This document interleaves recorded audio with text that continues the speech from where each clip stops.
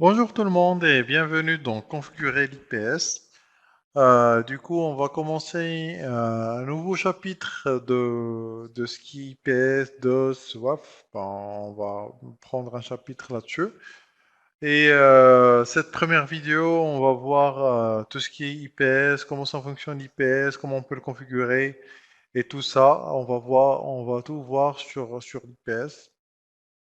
Bien sûr, alors c'est l'IPS, il est connu, mais on va voir comment ça fonctionne, comment on peut customiser l'IPS sur FortiGate et bien sûr les étapes pour faire configurer l'IPS sur un FortiGate. Bon, sans tarder, je vais partir sur le plan de cette vidéo. Alors, c'est quoi Zero Day Attack? On en a parlé sur le sandboxing, sur l'antivirus. Et on va en parler, bon, on va expliquer c'est quoi exactement le Zero Day Attack. Et après, on va voir le fonctionnement de l'IPS. Et puis, on va voir tout ce qui est, que sont les décodeurs du protocole, comment ça fonctionne. Et aussi, c'est comment faire une signature personnalisée, comment ça marche. Et comment faire la configuration des capteurs IPS. Et bien sûr, on va finaliser avec un lab qu'on va voir comment on peut configurer l'IPS sur le FortiGate. Du coup, pour le 0D attack, on en a parlé sur le sandboxing au niveau de la vidéo antivirus. Alors, c'est une vulnérabilité. Bon, j'ai pris cette notation de Wikipédia, mais elle, ça veut dire que, comme quoi, c'est une attaque qui n'est pas connue, elle n'a pas il n'y a pas de correctif connu qui est sorti jusqu'à maintenant par l'éditeur ou par un éditeur. Et là, c'est une faille qui a été utilisée, bon, soit un virus qu'ils ont modifié juste quelques trames ou quelques bits sur la trame et ils ont modelé ça. Du coup, la signature elle n'est toujours plus, elle n'est plus la même. Du coup, et il n'est plus détectable ce virus-là. Et voilà. Alors jusqu'à maintenant, il n'a pas de remède pour ce virus ou ce malware. Bon, voilà, c'est ça le 0D attaque. Par rapport au fonctionnement d'IPS, ben, c'est uniquement basé sur le flux. Et c'est un exploit connu qui match bien sûr les signatures. Ben, tout le monde connaît l'IPS, c'est juste un rappel par rapport à l'IPS. Alors, il match, il cherche, ben, le FortiGate cherche au niveau de sa base de signature. Ben, c'est comme un antivirus, il cherche sur sa base de signature aussi. Alors, bon, erreur de réseau et anomalie de protocole, bien sûr, il se base sur ça. Comme on a dit, c'est une base de données qui se base sur cette base de données pour détecter est-ce qu'il y a un match entre cette base de données et le fichier ou le malware.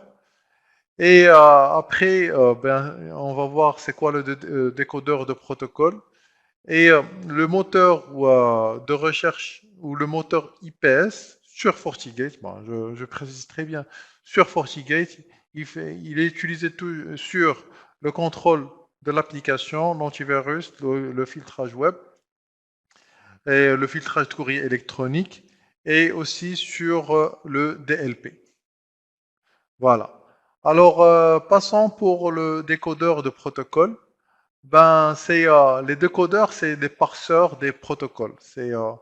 On fait du parsing, ben, on partage, c'est comme on décode le protocole. Bon, on va dire le HTTP, on va le décoder et ça veut dire chaque partie du HTTP.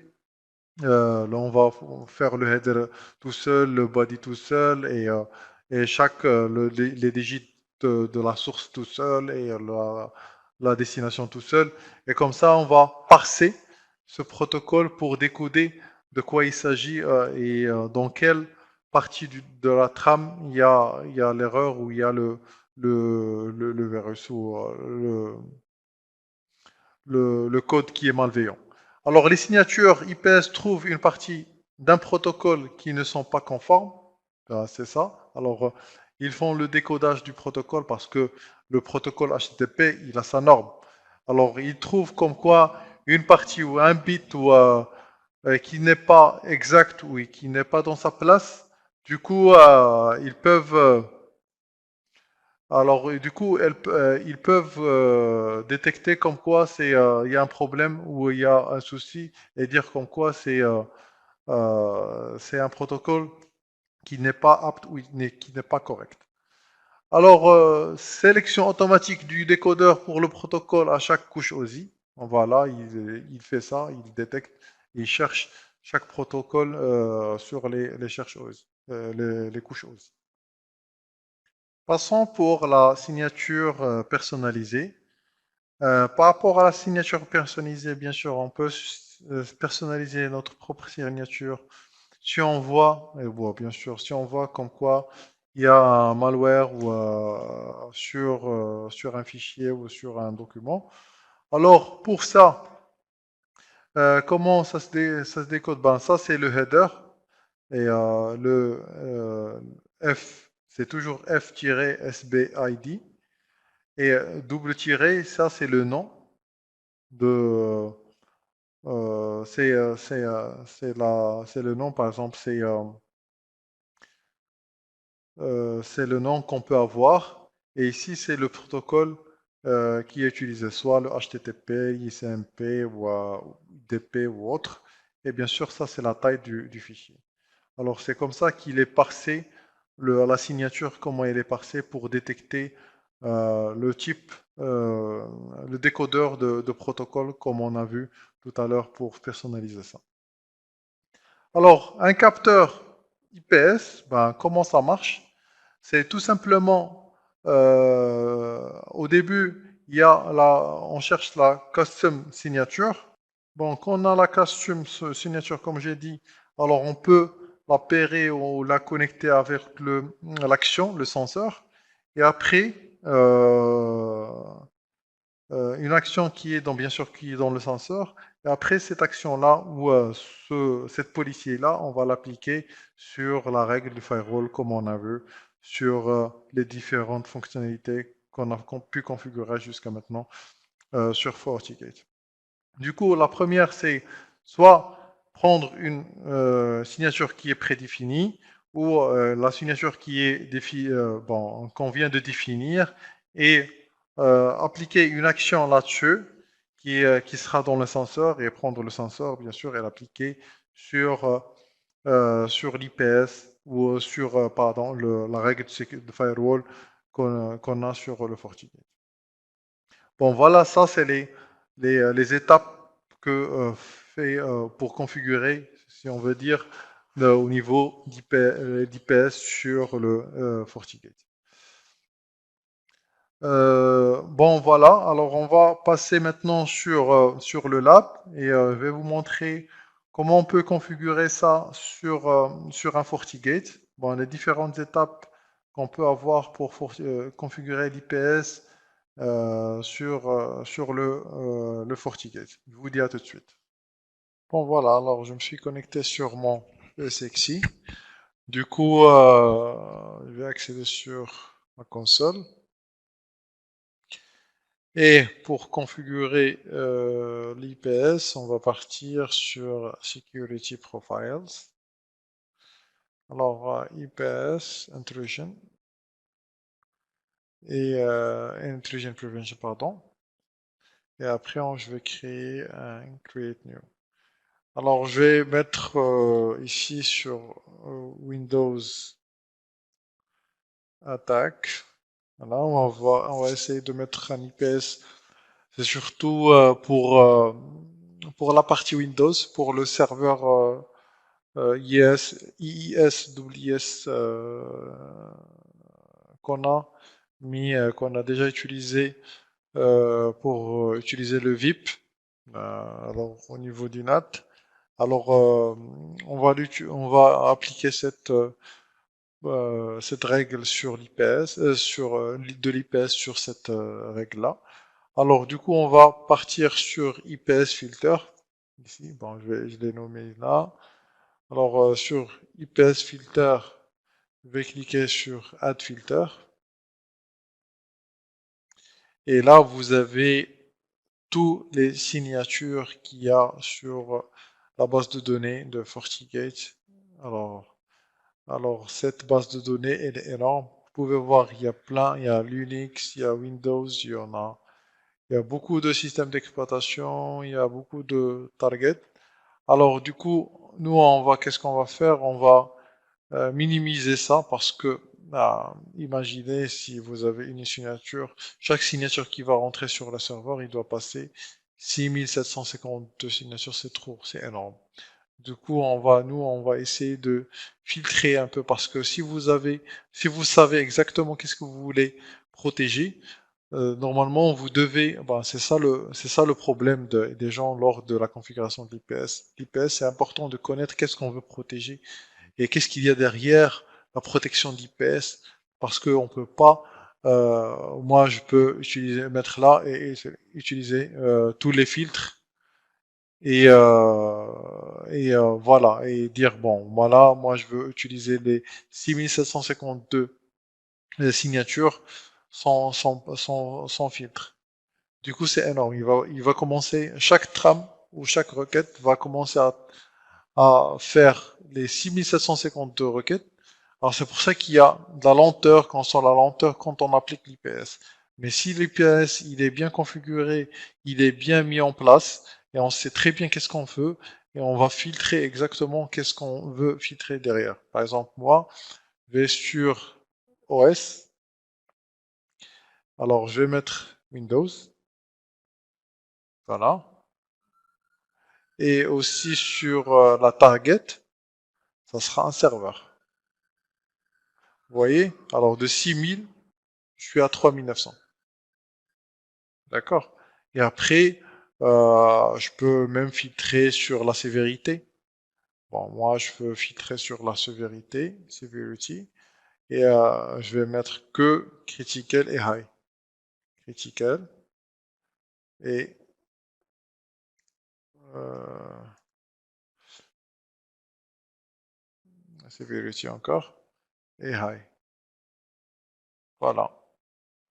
Alors, vous voyez, je suis à 1664. Du coup, imaginez de 6000 et quelques, de 6500 jusqu'à 1600. C'est énorme, hein. Alors, le traitement, il est largement réduit et on va bénéficier de la mémoire, le CPU, du traitement. Imaginez, il y a beaucoup de requêtes qui passent, alors on va gagner beaucoup de performance du boîtier.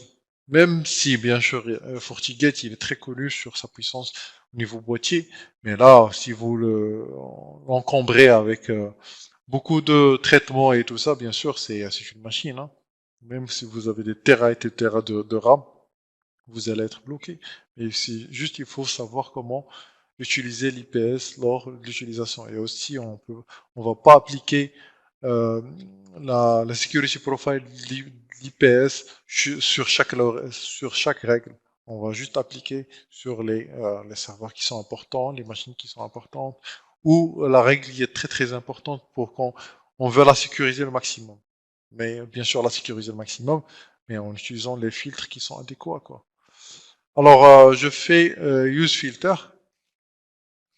Voilà, alors j'ai appliqué ça sur l'IPS filter et je valide. Alors, apply et je descends, je fais alors intelligent prevention et je vais Windows attack, ça s'appelle Windows attack. Je vais l'appliquer sur la politique de sécurité. Alors, c'est ça la politique de sécurité que j'ai appliquée pour le filter. Alors, c'est c'est DC to website. Alors, je vais l'ajouter ici, edit. Et je vais descendre et chercher IPS. Alors, IPS, je vais chercher Windows Attack. Et bien sûr, j'applique. Comme ça, j'ai pu appliquer l'IPS sur cette règle-là. Alors, on va voir d'autres options sur IPS, parce que ce sera la dernière vidéo de l'IPS qu'on va parler. Alors, les autres options qu'il y a sur IPS, alors on va retourner sur Intelligent Prevention, et on va faire un nouveau Create. Alors là, je vais créer un nouveau IPS, et, oui, et là, alors, créer nouveau, et je vais le nommer, bon, attaque IPS. Bon, je vais vous montrer les deux autres options qu'il y a.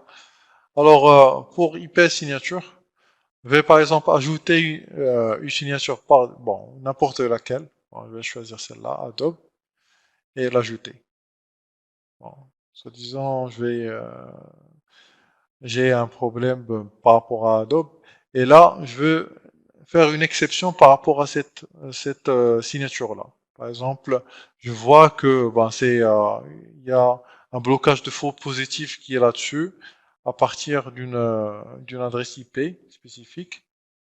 Alors, à partir d'une adresse IP qui est la 172.20.20.30. Alors, ça, c'est une machine, slash 255.255.255.255. Voilà, n'importe quelle machine. Alors, j'ai fait une exception. Alors, cette requête-là, elle va pas être appliquée sur cette adresse IP-là. Parce que des fois, on a des signatures qui font des faux positifs. Alors, il faut les exclure du traitement. Alors, c'est la manière d'exclure une adresse IP ou un réseau carrément du traitement de l'IPS d'une signature. Alors, si on descend bas, alors là, on va décider de choisir, par exemple, c'est des attaques qui sont prédéfinies. C'est comme c'est des attaques plus ou moins DOS qu'on va voir sur la prochaine vidéo. Alors, par exemple, moi, je vais tout ce qui est SQL, MS SQL, voilà, MS SQL login brute force. Et là, j'ai jusqu'à 60. S'il y a 60 fois dans une minute, c'est une brute force. Du coup, il va bloquer l'accès en brute force sur cette machine-là. Bon voilà, alors on a vu les différentes options qu'on peut avoir sur le FortiGate pour la configuration d'IPS. Il y a pas mal d'options qui sont intéressantes, mais ce qui est important, c'est comment ajouter l'IPS filter sur une policy.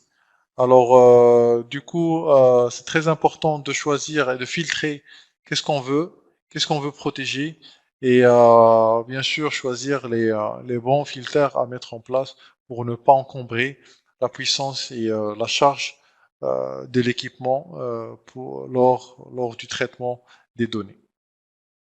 Merci tout le monde d'avoir suivi cette vidéo, et je vous dis à la vidéo prochaine. À très bientôt.